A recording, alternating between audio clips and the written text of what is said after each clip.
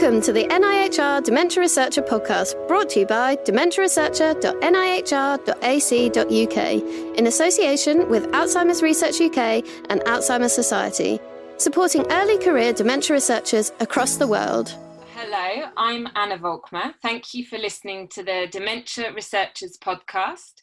In a change to our usual host and panellists format, this podcast will feature myself and my good friend and colleague in the Department of Language and Cognition at UCL, Dr. Victor Zimmerer. And today we're going to have a conversation about a topic which we've been discussing quite a bit, and it's working around the title, What is Normal? Using language and big data to inform the diagnosis of dementia. But first, we should really introduce ourselves. So I'll go first. I'm a senior teaching fellow in the Department of Language and Cognition at UCL, and I'm also a senior speech and language therapist at the National Hospital for Neurology and Neurosciences at UCLH, specialising in dementia. And I've recently finished my PhD on developing an intervention for people with language-led dementia and their families. So Vitor, tell us a little bit about yourself. Happy to do that. Hi, I'm Victor Zimmerer. I'm a teaching fellow in the Department of Language and Cognition at UCL, so same department, and I carry out research on language in different clinical populations. And I am particularly interested in language profiles associated with specific disorders, such as dementia, but also stroke, schizophrenia, depression. And I'm interested in the relationship between language and other aspects of behavior and cognition, which of course is also important for work on dementia. I have developed tools that allow us to look at language profiles in a slightly more efficient way. And perhaps that's the vision, detect early change that can be identified as a symptom of dementia. Yeah, really exciting work. And it kind of does link in with the topic we've discussing, doesn't it? Which is this importance of understanding the range of normal behaviours in our population in order to better inform the diagnosis and the treatment of dementia. And I wonder, Vitor, maybe you could start us off by explaining this a little bit more. So why is it important to understand normal language in terms of diagnosis, would you say? Well, perhaps we should start by just quickly explaining why understanding language in general is important. Because obviously, one of the important questions in our efforts in coping with dementia, dealing with dementia, is early detection. So we want to detect behavior that is not typical. And language is a quite rich aspect of human behavior, right? So we produce it all the time. So language is natural behavior, and we're not just measuring a response to some kind of abstract or very artificial test. And also it's behavior that is related to quality of life. So we're not just measuring, we're measuring something that directly relates to the person's ability to socialize, to follow the news, to be a part of society, or nowadays to follow government guidelines, for example, right? And language is cheap, so it's all it takes is a microphone and perhaps a computer if you want to run more sophisticated analysis. But computers by now are also very cheap relative to stuff like MRI or some types of DNA analysis or blood sampling. Language, I call it well connected, so it involves large networks in the brain on both hemispheres, cortical, subcortical. So changes in the brain are likely to manifest at some level of language processing, language use. And also it's complex enough to allow description of different profiles. So we have the way people produce speech, so phonetics, that's an important part of language use, but then also the grammar, the vocabulary, what's called pragmatics, so whether what we're saying is appropriate or not, or the way we kind of package information, our message into sentences. All of that, each one of those subdomains is itself very, very complex.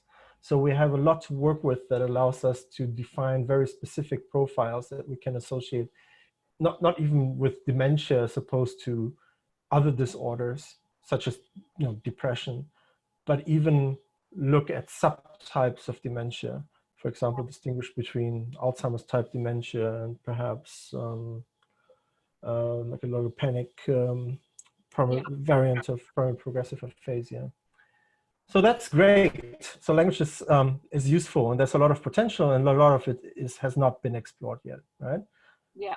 So why is super long answer to a very short question? I apologize. So why is understanding what normal is so important? Well, that complexity of language, as I said, it's a blessing because it allows us. It has these many dimensions along which we can describe individuals, but it's also a curse. So because complex systems in psychology are very sensitive to a range of variables, but biographical variables, age, gender, education, socioeconomic status, of course, dialect, but also other clinical variables that may not be that important for the dementia diagnosis. So we have a normal range that it's not just your typical bell curve along one dimension, but it's very, very complex. And so far, it's not been explored enough. So if we want to identify atypical behavior, well, how certain can we be if it's really atypical, especially if we want to detect early change, right? Of course, at some point, there's this threshold at which we say, okay, this is very kind of typical for Alzheimer's disease. But by that time, we don't need the diagnosis tool that much anymore. Well, we can still use it to track changes as, for example, related to an intervention, but we want to detect early change, and that will be very subtle. And when it comes to subtle change and the variety of that we find within the behavior of within the normal population, there's still so much work to do. And I'm going to stop talking now because I think I've said so much. But I think that's why understanding what normal is in language is important for the diagnosis of dementia. But I understand that it's also relevant for speech and language therapists and intervention, right? Absolutely. Do you want to talk a bit about that? Yeah, no, as we are talking about this today, I've actually thought of some new things. So we've discussed this a lot, Vitor and I, and one of the things I've actually been reflecting on is, so firstly, in my clinical setting where I work with people with dementia and their families, people might often come in and they say, gosh, I think I've got dementia, I'm experiencing occasional word finding difficulties, for example, or they'll feel that their speech or their family member's speech is not normal, so to speak. And sometimes that is, indeed a sign of something else going on. But sometimes what people don't understand is actually the breadth of normal speech and language that we use in conversation. Word finding difficulties is a great example, because word finding difficulties is something we can all relate to. Everybody experiences a word finding difficulty once in a blue moon, and it might be because the dog's barking while you're trying to have a conversation and you need to rush out the door in 10 minutes. It could be simply that you've forgotten somebody's name, and a word finding difficulty really interrupts a conversation and causes conversation to break down. And we have these specific rules in conversation as to how we repair conversational breakdowns. So, for example, you might say, if you got somebody's name wrong, you might say, oh, Adam, I mean Vitor, and you might self-correct yourself. You might you might simply repeat yourself, you might apologize, but we have different rules and strategies to do that. But what can happen is that when we are more fatigued, or if we're going through a stressful period, or if we have something else going on, other life changes, it may also be because we have a diagnosis of dementia that we may be experiencing more word finding difficulties. And I think that when that happens, often family members will automatically identify some of these behaviors as not normal and thus indicative of some other kind of underlying pathology. And the other thing that then impacts upon is the way family members cope with it. So we often find that in therapy, family members arrive asking for guidance on what they should do, and what they feel is useful often, you know, to deal with this kind of word finding difficulty, is often, rather than allowing a person, I just gave an example of a person kind of self-repairing, what often family members will do is they'll correct a person, or they will tell the person exactly how to say it, and they'll become very focused on supporting the person to produce a perfectly normal version of a word or a sentence, and that can actually cause conversation to break down further. But I guess I know I'm now Vitor and I are very good at talking, so I've now given a very long answer. But I have a question that's related to that, because I think one important, well, I don't know if it's an important question or not, actually, that's my question. It's important whether someone has word finding difficulties because of dementia or because of something else. Like if we think about what it does to a conversation, do you treat word finding difficulties in people who are experiencing dementia? Do you think you treat this differently than when you want to repair that conversation than you do if someone that's not experiencing dementia? That's a really good question. So do you mean as a clinician, or would we provide different strategies if a person has got dementia than if they hadn't?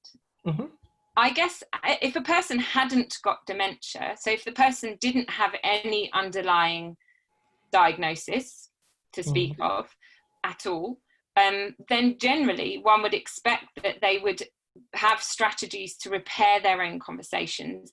And actually we might focus less on the conversation per se, but more on how they are feeling about that conversation. So you and I have spoken a little bit about this idea of the worried well. And sometimes that means that we are working with the individual on what their areas of concern are, what's triggered those concerns, how can they kind of cope more broadly with conversation and interaction. Whereas if somebody has an underlying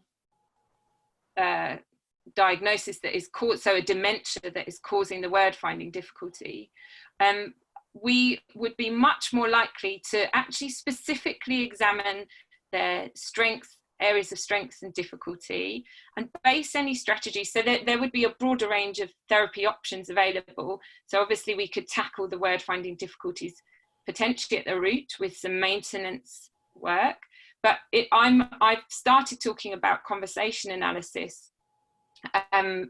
That's what I've been describing when I've been describing the way we interact and the way conversation breaks down.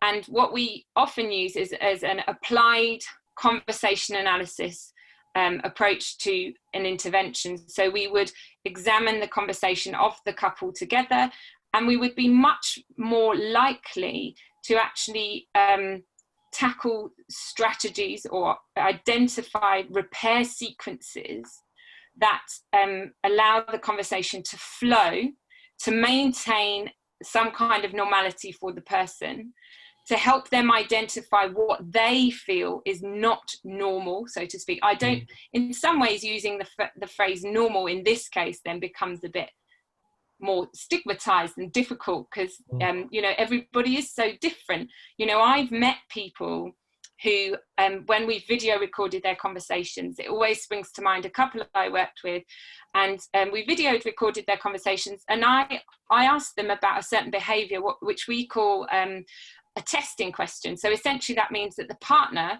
so it was the unimpaired partner who didn't have any difficulties, she would continuously test her husband so their entire conversation was based around kind of asking questions that they both knew the answer to, almost like a teacher-student relationship. That isn't typical of the majority of our population, and we know that because of the conversation analysis literature that has examined the breadth of the population. But for that couple, it was typical.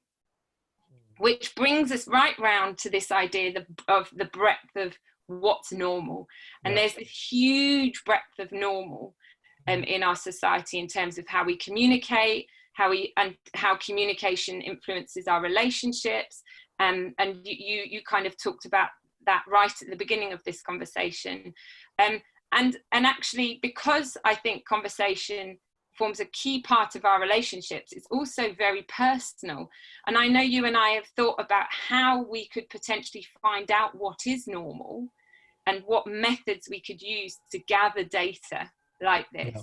And some of that data, maybe you could speak to this, we've debated, you know, what's the safest way that people might feel most comfortable gathering this type of data?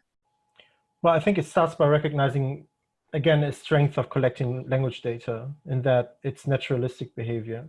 Yeah. So, so what we're moving towards is not it's not using a naming test or a sentence picture matching or picture description or anything like that, but just recording people as they speak, as they're having a normal conversation. Because not only is this behavior people feel comfortable with, right, at least in many cases, but also it's rich behavior. It gives us great depth of data. Having you talk about your job gives us much more information, even if we just focus on the language, than having you name a whistle, right? So I think it starts there. And the second point, I guess, is something that links to what you just said about whether someone is having a good day or bad day and how that influences language, right? So right now, it seems that for a variety of reasons, diagnosis can be very snapshot based.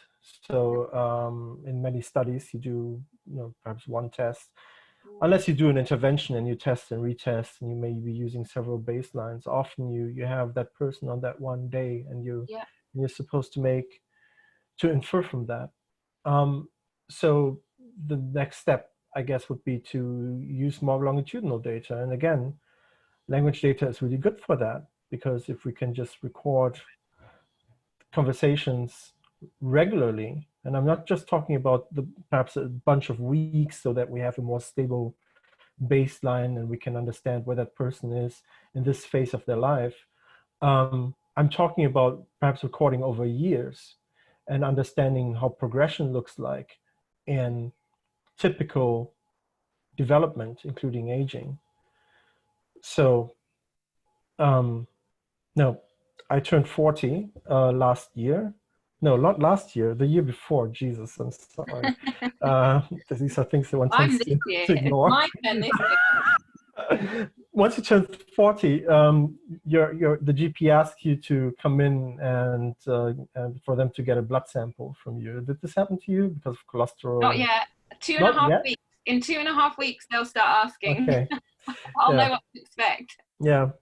It's like a rite of passage. Oh, okay. So I'm getting regular checkups now. Oh, gosh. At okay. age range now. But what if we don't just do that? We don't just look at a blood sample, but we also have participants give a language sample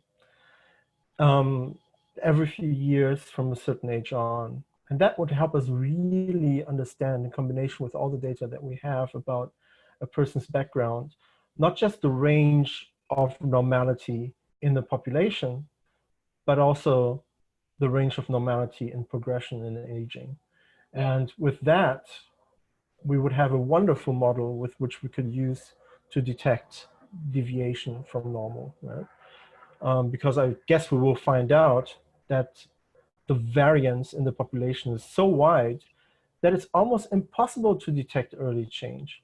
Everything that is slightly off will probably be found in a substantial part of a population if you just measure once. But what we want to find is whether the trajectory is different. And I think that will be that will be the more reliable finding. This is someone whose slope, if we map the variables over time, looks different from how it should look like, regardless of where that slope is on the absolute axis, whether that number is high or low, it's decreasing too quickly. It's rising too quickly. And my intuition is that this will be key. But for that, obviously, first of all, we need to have the infrastructure to collect all this. Yeah. We still don't know which variables to pay attention to, so we still don't have the proper models. But also, it's an intrusion, obviously. It is. And we don't know whether people would be ready for this. Yeah. Yeah, and it's interesting, isn't it? And because the link with, you know, this idea of recording somebody and it is an intrusion, and also the implications of it. You know, if you're suggesting, or you're, you know, or if we're suggesting there is a point when our trajectories indicate that our linguistic competence, so to speak, is somehow linked with a dementia diagnosis, that has such an enormous implication. And I certainly, as a clinician, I have walked out of clinical rooms following somebody or a family where a person's just been diagnosed with dementia, and I can hear relatives saying, right now, you know, dad's got dementia now, so we'll take away all his we'll pay all the bills, he won't be able to go shopping anymore, we won't give him any money, he won't have to do anything. So it's, you know, it's this, I think that it's not only the intrusion of data collection, of collecting that information, but also I can imagine the implication, the kind of implication in terms of competence and mental capacity in one's life would be, for some people, mammoth, because there's a huge proportion of people we already know don't want to know if they've got dementia. Yeah. And this is going to be a risk, and we're now entering this kind of sci-fi territory, a scenario in which we already have a model, right? And we already have that knowledge. But we're already having the discussions, right? So right now, if we look over the Atlantic, right, we may be facing, you know, it's election year in the US, and both candidates are from, you know, different sides, almost accused of having some neuropathology, right? Both. Brilliant. Yeah. And one way, and one subject that is really important during these discussions is, of course, language. Right? Yeah. So look at Trump's language in the 80s. Like, look at how he once produced this very complex sentence, and look at the rambling now. Or, oh, you know, Sleepy Joe and his gaffes, has that increased? And we're going to enter territory in which we may have a model to actually just use the public data and start making conclusions, right, to different degrees of, obviously, of confidence. But, you know, that may be happening. And some, you know, retroactively, these studies have already been carried out. So Ronald Reagan, who died of Alzheimer's, just thinking, was compared to George H.W. Bush, so Daddy Bush. And their languages were compared, and there was a finding that Ronald Reagan's language changed over his presidency, while Bush's language remained more stable, and whether this is already a sign of something. And the more we know, the more we need to be aware of the consequences to society, and that involves having a debate about this, what should be possible and what not, and also, of course, just having the kind of the legislative foundation to do things responsibly. Yeah, absolutely. So that, as with every technology, it's used for good. Yeah, I mean, it's and that's the research, you know, that, isn't it? The research component is the ethical responsibility. But certainly, it's more and more common now. If I meet somebody clinically, actually, they will be able to present me with a video recording of them having a conversation pre-injury, pre-diagnosis, pre-whatever, and we are more and more able then to measure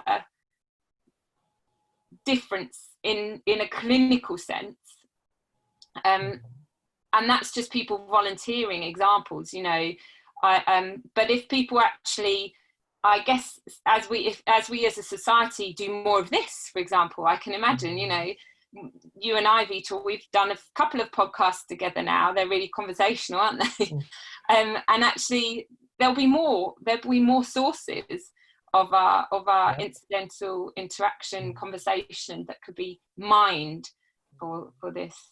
But it's never gone so far that you asked someone to provide you with videos or audio from a few years ago or so doing diagnosis. Have you ever done this actively, or are you only talking about people already coming in with No, videos? we've done it actively, but not in. I've never used it as a diagnostic tool.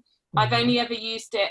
Well, I say diagnostic tool. I've never used it as a diagnostic tool for a medical diagnosis of like diagnosing a dementia, but I've certainly used it as a tool to identify the symptoms of the dementia. So by that I mean, you know, did this person really use complex sentences? Did this couple really have test questions routinely? You know, did this family really, you know, were they real jokesters? So there was I can think of a couple of examples where somebody has presented me with a family video to demonstrate what a joker, inverted brackets, so that their family member was, to demonstrate that they were the life of the soul of the party, that they could hold court and tell stories, and that after their diagnosis they'd become a very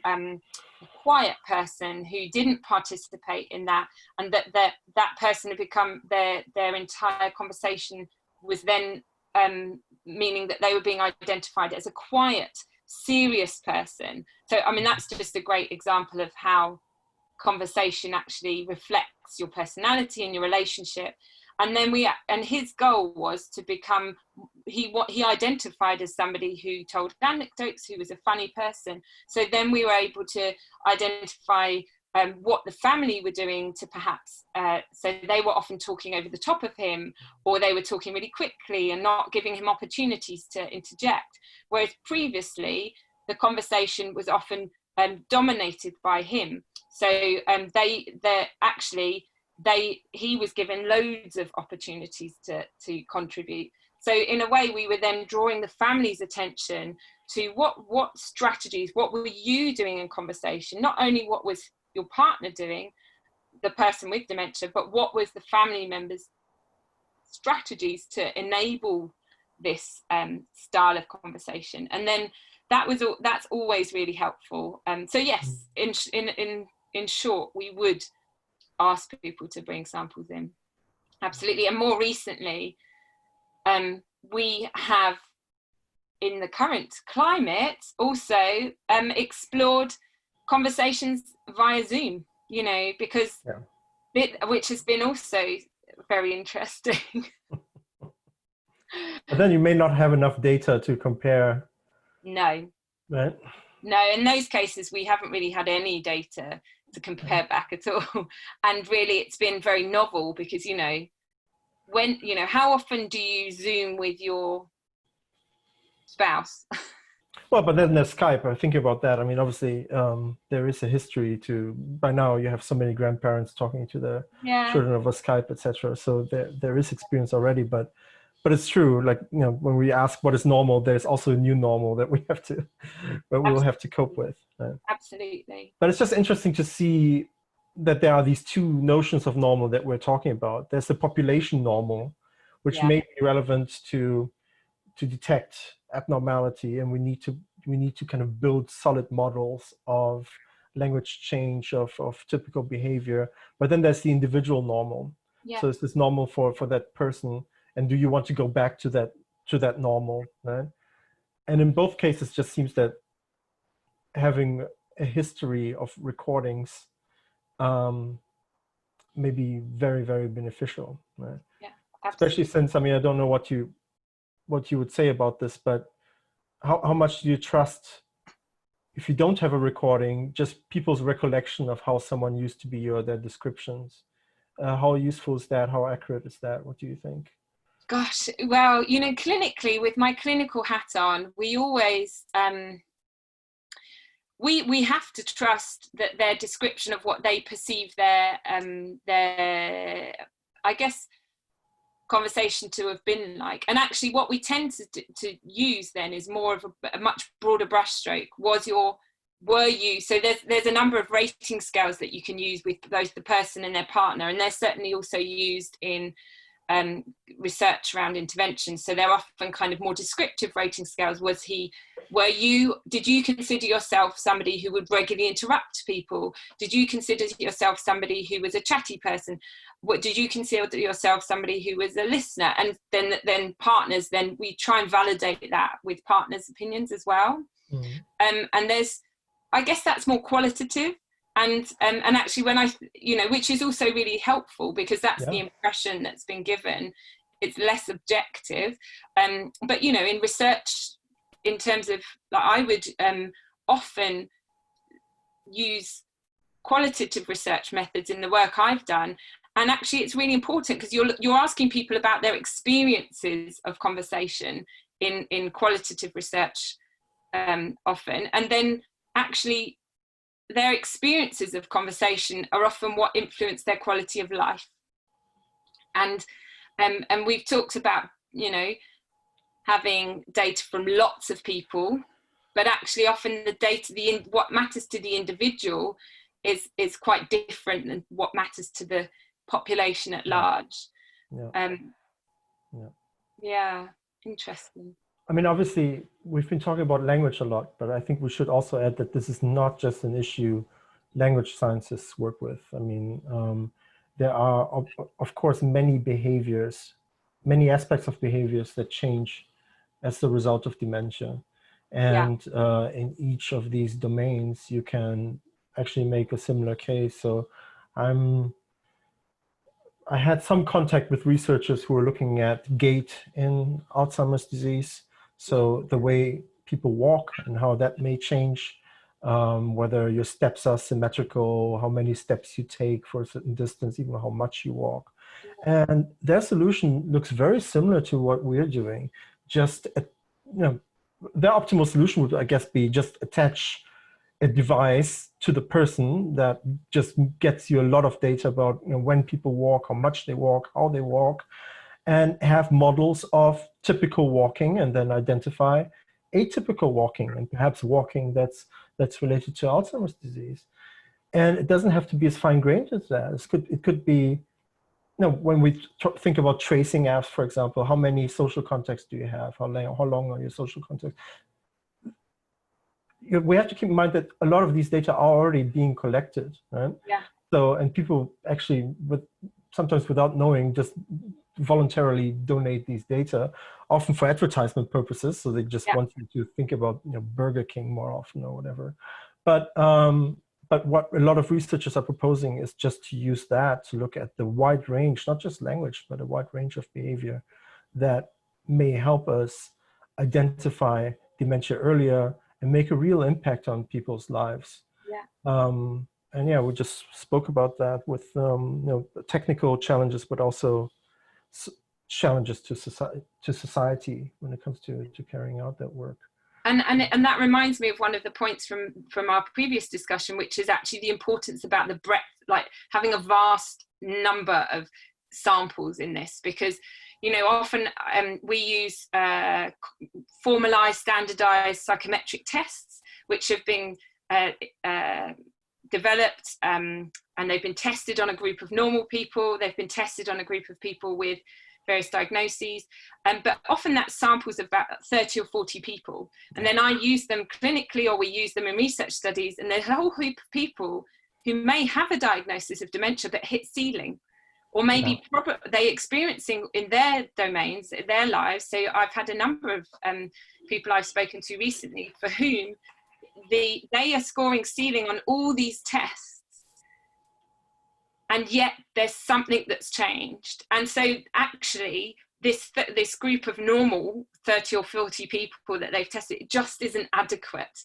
to reflect the range of normal. Yeah, I mean, these, let's say naming tests, for example. I mean, the classic example for a useful but flawed test. Good performance in a naming test. We both know it's dependent on so many things that are not directly related to the health of the person. Even just being familiar with the test situation can make a huge influence, and that gives you a lot of education effects. Right? Yeah. So you have a double education effect. You have the education effect of perhaps someone just knowing more words, and that being normal for the person. I think if you look at the Boston naming test, many educated people in their late 60s, early 70s will do really, really, really, really well, right? Yeah. And you can probably give them a harder test, and it will still. So it's they reach ceiling too early, right? So just someone reaching ceiling doesn't mean that there's nothing. And somebody failing. Similarly, I've worked people failing or getting very low scores. Also, there's plenty of people. There's an item on the Boston naming test which is a pretzel, and there are many people I know who've never seen a pretzel, let alone a black and white drawing of a pretzel. Yep. Well, it's an American test, right? It's a Boston name. It is. That's it, exactly. Yeah. Or even a camel. There's a picture of a camel on it, and there's lots of people who don't necessarily know what a camel is, or a yoke, but there's all these items. I think when I'm talking to people, they think I end up apologizing sometimes. It's a bit ridiculous. Sometimes I keep explaining that it's an American test because it is the pretzel, it's the beaver. Just keep spoiling the test. Some items are really difficult. So what we want is individual baselines and some knowledge about typical progression, and also their role in a conversation, which is, I guess, even harder to measure, and it would be more your domain.